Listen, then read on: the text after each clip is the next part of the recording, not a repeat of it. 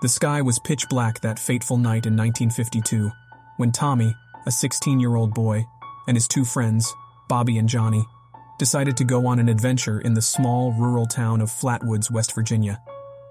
The air was damp, and a faint mist hovered above the ground, giving an eerie feel to the atmosphere. The boys had heard whispers and murmurs throughout their sleepy town about strange sightings and inexplicable occurrences. People reported odd lights in the sky, and a handful of farmers claimed to have found their livestock mutilated, with no explanation or evidence left behind.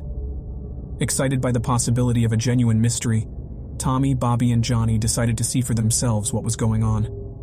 Armed with nothing but their trusty flashlights and the courage that comes with youth, the boys ventured into the woods. As they walked along the dark and winding path, the wind rustled through the trees, creating a haunting soundtrack for their journey. They exchanged stories they'd heard about the strange happenings, fueling their excitement and apprehension.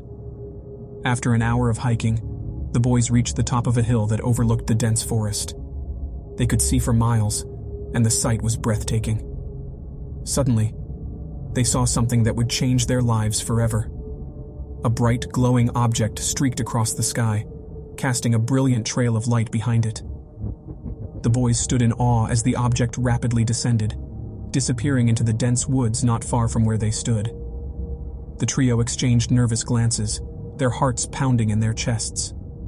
They knew they had just witnessed something extraordinary, and they couldn't pass up the chance to investigate. They hurriedly made their way through the woods, adrenaline coursing through their veins. As they approached the site where they believed the object had landed, they noticed that the forest had become eerily quiet. No insects chirped, no animals rustled in the underbrush. An unsettling silence surrounded them. They pushed onward, undeterred by the ominous atmosphere. As they neared the landing site, a pungent metallic odor filled the air. The boys covered their noses, their eyes watering from the intensity of the smell. They hesitated for a moment, but curiosity compelled them to continue. Finally, they reached a small clearing where the glowing object had come to rest. It was unlike anything they had ever seen, a sleek, metallic, disc-shaped craft, emitting an eerie, pulsating light. They cautiously approached it, drawn by an inexplicable curiosity. The boys circled the strange craft, examining it closely. They could see no windows, no doors, and no markings of any kind. It was as if the object had been created from a single piece of metal, molded into its current shape. Suddenly, the craft emitted a low hum that grew louder by the second. The boys froze in terror as the ground beneath their feet began to vibrate. In an instant, the metallic object emitted a blinding flash of light, forcing the boys to shield their eyes. As their vision cleared, they realized they were no longer alone. Standing before them were beings unlike any they had ever seen. Tall, slender figures with gray skin and elongated limbs. Their eyes were large and black, seeming to absorb all light around them, and their faces were devoid of any other discernible features. The boys stood there, paralyzed with fear, as the beings approached them slowly, their movements fluid and graceful. As they drew closer, Tommy, Bobby, and Johnny felt an overwhelming sense of dread wash over them, their minds racing with questions they couldn't voice. Suddenly, one of the beings raised its long, spindly arm, and a wave of pressure slammed into the boys, knocking them to the ground. They lay there, unable to move or speak, as the beings examined them with their haunting black eyes. The beings then turned their attention back to the glowing craft. With a series of gestures and movements, the beings seemed to communicate with the craft, and the pulsating light intensified. As the light grew brighter, the beings began to dematerialize, their forms dissolving into the air like smoke. The boys, still unable to move, watched in horror as the metallic object rose into the air, the hum growing louder until it was almost unbearable. In a blink, the craft shot upward, disappearing into the night sky, leaving only the faintest trail of light behind. Moments later, the boys found themselves able to move again. They scrambled to their feet, their bodies trembling with fear and disbelief. They looked at one another, unable to comprehend what had just happened. The terrifying encounter had left them speechless and traumatized. They knew they had to get out of the woods and back to the safety of their homes. Still reeling from the shock, the boys stumbled through the forest, guided only by the dim light of their flashlights. The once familiar path now felt alien and threatening, as if the forest itself had become a sinister entity, forever changed by their encounter. When they finally emerged from the woods, the boys were greeted by the worried faces of their parents, who had been searching for them since they failed to return home on time. Relieved to find their children, the parents embraced them, asking what had happened. Tommy, Bobby, and Johnny struggled to find the words to describe their harrowing experience. They hesitated, knowing that their story would be met with disbelief and ridicule. But they couldn't keep silent, not after what they had seen. They recounted their tale, their voices trembling as they relived the chilling events. As expected, their story was met with skepticism. Some believed the boys had merely experienced a shared hallucination or had been the victims of a cruel prank. But others, those who had witnessed the strange lights in the sky and had heard the whispered rumors, began to wonder if there was more to the boys' story than met the eye. The encounter at Flatwoods became a legend in the small town. Over time, other residents came forward with their own stories of unexplained sightings and eerie encounters. The people of Flatwoods became divided, some insisting that the town was a hotbed of extraterrestrial activity, while others dismissed the claims as mere hysteria and wild imagination. Tommy, Bobby, and Johnny, now forever bound by their shared experience, grew up in the shadow of their terrifying encounter. They faced ridicule and disbelief from many of their peers, but they never wavered in their conviction that what they had seen that night was real. They knew deep down that they had come face to face with beings not of this world, and the memory of that fateful night haunted them for the rest of their lives. The dark encounter at Flatwoods remains one of the most chilling and mysterious events in the annals of alien encounters. To this day, the town of Flatwoods is still shrouded in secrecy and whispers, a place where the line between the mundane and the otherworldly seems to blur. And for those who dare to venture into the dark woods on a moonless night, the unsettling silence serves as a reminder of the night when three boys stumbled upon a truth they were never meant to discover. A truth that would forever change the way they saw the world and the mysteries it holds.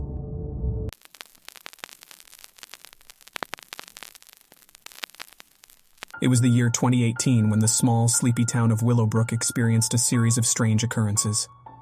The townsfolk were tight-knit, each person knowing their neighbor's business, each life interwoven like a patchwork quilt. It was this very closeness that created an air of unnerving tension as the events unfolded. The quiet streets of Willowbrook would never be the same again.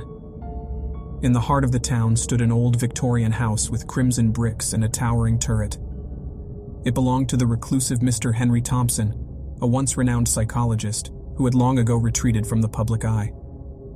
Rumors swirled about his mysterious life, but nobody in the town had ever set foot inside the house, nor had they seen Mr. Thompson in years. He was nothing more than a whisper on the wind. One fateful day, an outsider arrived in Willowbrook, a woman by the name of Marissa. She was a fresh-faced journalist, eager to make her mark on the world, and she had caught wind of the elusive Mr. Thompson. Desperate to unravel the mysteries that surrounded him, Marissa rented a room at the local inn and began her investigation. Marissa's presence in the town was met with suspicion, the locals wary of her intentions. They told her to leave well enough alone and warned her of the danger that lurked behind the doors of the crimson-bricked house. But Marissa was not deterred. She had never been one to shy away from a challenge, and she was determined to uncover the truth. It wasn't long before Marissa found herself standing on the threshold of Mr. Thompson's estate, her heart pounding in her chest. She raised her hand to knock, hesitating for a moment as a sudden gust of wind howled around her, but she steeled her resolve and rapped firmly on the heavy wooden door. To her surprise, it creaked open, revealing a shadowy figure. "Who are you?" she demanded, her voice wavering. "I am Mr. Thompson," the man replied, his voice a low growl that sent a shock through her being. "You have questions, young lady? Come in and I shall answer them." Marissa hesitated for a moment, then stepped inside the dimly lit house. She was led down a long, dusty hallway, the air thick with secrets and whispers of the past. Mr. Thompson's study was filled with towering bookshelves and the scent of aged leather, casting an eerie atmosphere over the room. As Marissa interviewed Mr. Thompson, she couldn't help but feel unnerved. He was a tall, thin man with piercing eyes that seemed to bore into her very soul. His responses to her questions were cryptic, and he seemed to take pleasure in her growing unease. "You're the first person to enter my home in many years," he told her with a twisted smile. "I believe you will find what you're looking for here, but I must warn you, the truth is often more terrifying than fiction." As the days went by, Marissa found herself increasingly drawn to the enigmatic Mr. Thompson. She spent hours poring over his old psychology books and listening to his tales of the human mind's darkest corners.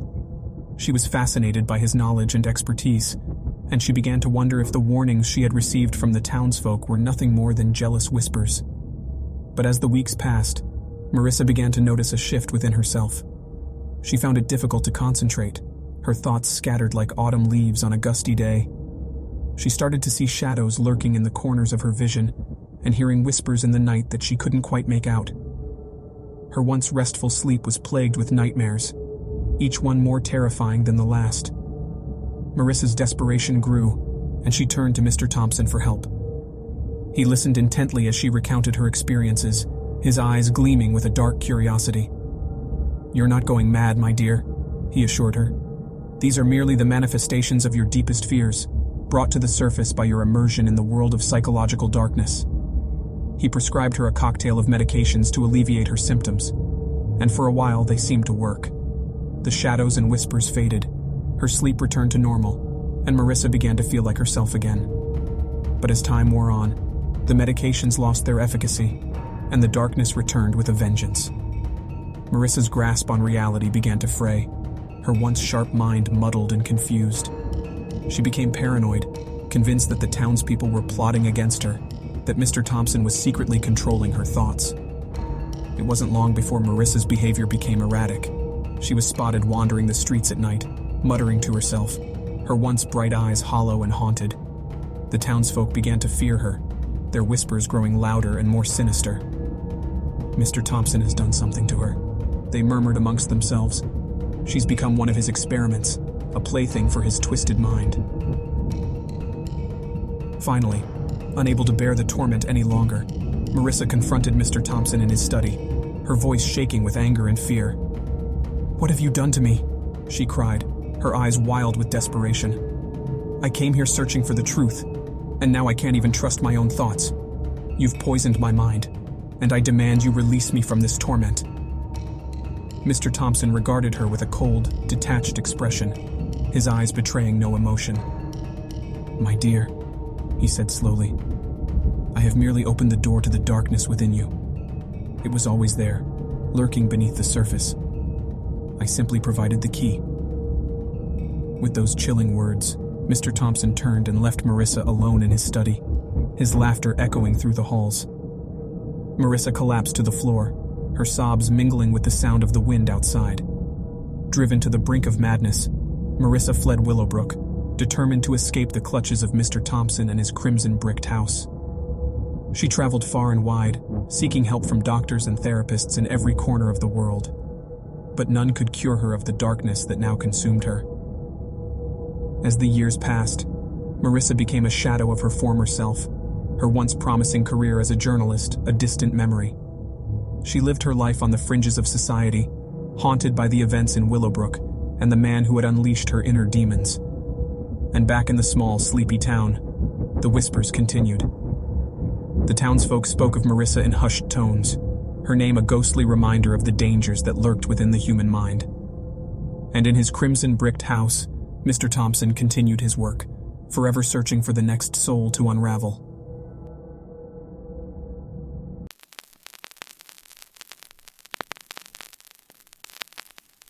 The small settlement of Hope's Valley was the dream of the pioneers who sought to find their place in the vast, untamed American wilderness. The valley was nestled between a dense forest and a winding river, providing ample resources to sustain the budding community. Families came from all over, drawn by the allure of a fresh start and the promise of freedom. They were eager to write their own stories on the frontier. Little did they know that a nightmare was lurking in the shadows, waiting to be unleashed. The first hint of the terror to come appeared one foggy morning in late October. A group of hunters returned from an overnight excursion, their faces ashen, eyes wide with fear. They spoke in hushed tones, recounting how they had come across the mutilated carcasses of deer and elk, their entrails strewn about the forest floor. The creatures responsible for the carnage were nowhere to be found, leaving behind only an eerie silence. As the days grew colder, the pioneers worked tirelessly to prepare for the harsh winter ahead. They busied themselves with fortifying their cabins, gathering firewood, and stocking up on food. However, the gruesome discoveries in the forest continued to haunt them. They could not shake the feeling that they were being watched. One evening, a blood-curdling scream pierced the air, sending shivers down the spines of everyone in the settlement. A woman came running from the forest, her clothes torn and her face streaked with blood. The settlers rushed to her aid, gathering around her in shock and concern. It was huge, she stammered, her voice trembling with fear. It had claws like knives and a snout. Oh God, that snout. The woman was the wife of a hunter who had gone missing 2 days prior. Her husband, she told them, had been taken by a monstrous creature that stalked them through the forest. The beast had killed her husband with a single swipe of its massive paw, leaving her to flee for her life. As she shared her horrifying tale, an uneasy silence fell upon Hope's Valley. Fearful whispers spread like wildfire, and the pioneers began to question whether the settlement was truly their salvation or a deadly trap. They armed themselves with guns and axes, prepared to defend their homes against the unknown menace that stalked the woods. The days turned into nights, and the terror in the settlement grew. Every rustle in the bushes and creak of a floorboard sent the settlers into a frenzy. Their once thriving community was now a fortress of fear, surrounded by the seemingly endless wilderness. One morning, a group of men ventured into the forest, determined to put an end to the terror that had gripped their home. They tracked the beast, following a trail of blood and gore through the underbrush. The further they went, the more they realized that the creature was unlike anything they had ever encountered. Its tracks were enormous, with claws that seemed to sink deep into the earth, as if it was searching for something hidden beneath the surface. As they pressed on, the hunters encountered a grisly sight. Suspended from the branches of a gnarled oak tree were the mutilated remains of their fellow settler, his face frozen in a silent scream. The sight was a chilling testament to the creature's power, and it served as a grim reminder of the fate that awaited them if they failed in their mission.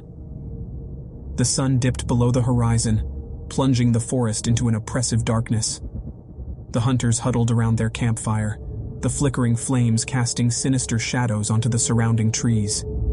They could feel the eyes of the beast upon them, watching and waiting for the perfect moment to strike.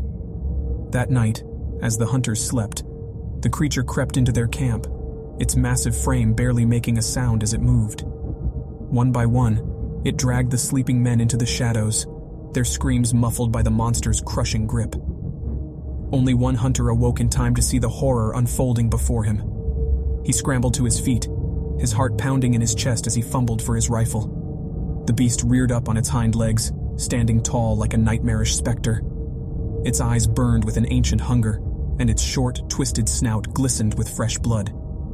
The hunter fired a shot, the deafening boom echoing through the forest. The bullet found its mark, tearing through the beast's thick hide and drawing a roar of pain and rage. Wounded, the creature retreated into the darkness, leaving a trail of blood and carnage in its wake. The lone survivor stumbled back to the settlement, his body trembling with adrenaline and terror. He shared his harrowing tale with the others, and they knew that they had no choice but to confront the beast once and for all. The settlers gathered what weapons and courage they could muster, steeling themselves for the battle ahead. They would not allow their dreams to be snuffed out by the darkness that had descended upon Hope's Valley.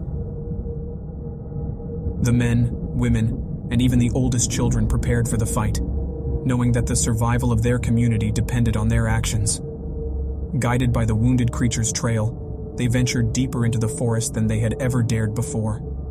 The twisted branches and gnarled roots seemed to close in around them, as if the very wilderness itself conspired to keep the monster's secrets hidden. As they neared a clearing, the air grew thick with the stench of death. The ground was slick with blood, and the skeletal remains of countless animals were strewn about, picked clean by scavengers. It was here that they found the beast, nursing its wounds and snarling in anticipation of the confrontation to come. The settlers wasted no time, unleashing a hail of gunfire and arrows at the creature. Its massive body shuddered with each impact, but it did not fall. It lunged at them, its claws slicing through the air and felling several settlers in a single swipe. The battle was brutal and bloody, the screams of the dying filling the air as they fought for their lives. In the midst of the chaos, one young settler, a boy named Samuel, spotted an opportunity.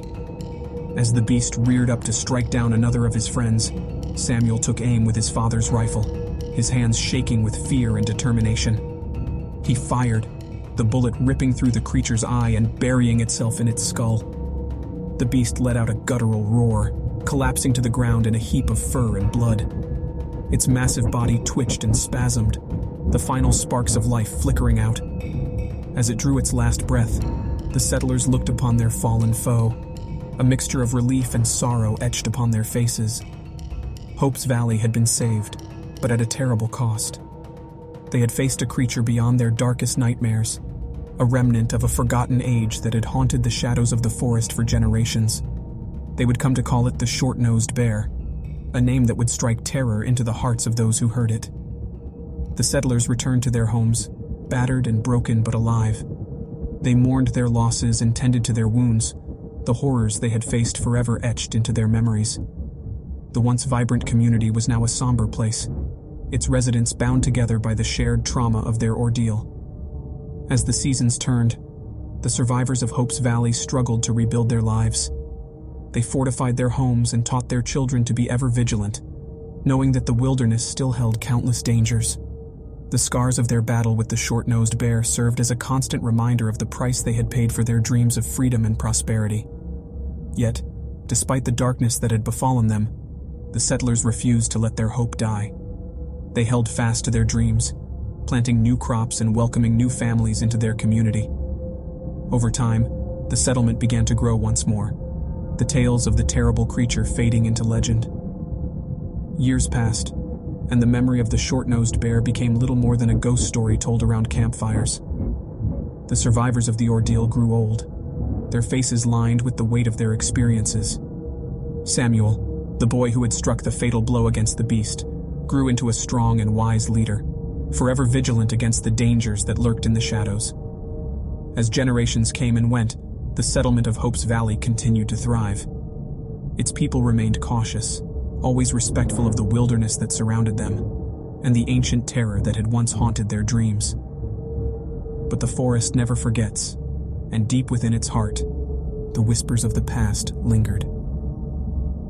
The blood of the short-nosed bear soaked into the earth, feeding the roots of the trees and the creatures that made their homes amongst the branches. And in the darkest corners of the wild, something stirred, a new hunger awakening in the shadows. For the people of Hope's Valley, the nightmare had ended, but the legend of the short-nosed bear would live on forever. The crimson claw that had once torn through their lives would become a symbol of their perseverance and courage, a testament to the indomitable spirit of those who dared to forge a new life in the untamed American wilderness. And though the shadows may grow long and the nights may grow cold, the fire of hope would never be extinguished, burning brightly in the hearts of those who call the valley their home. When you subscribe, be sure to click the notification bell. Click here for more true scary stories.